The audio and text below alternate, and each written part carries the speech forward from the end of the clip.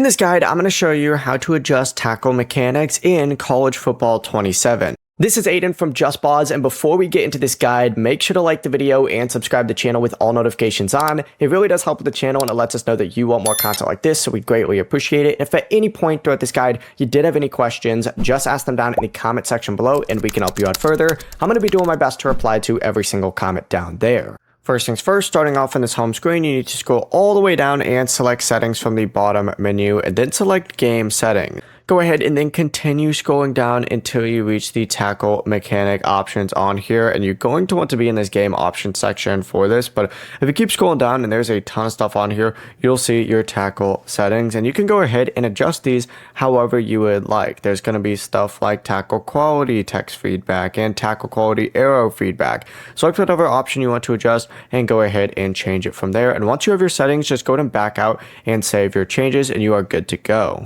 Before you do leave, make sure to like the video and subscribe to the channel with all notifications on. It really does help with the channel, and it lets us know that you want more content like this. We'd greatly appreciate it. And if at any point throughout this guide you did have any questions, just ask them down in the comment section below, and we can help you out further. I'm going to be doing my best to reply to every single comment down there. Peace.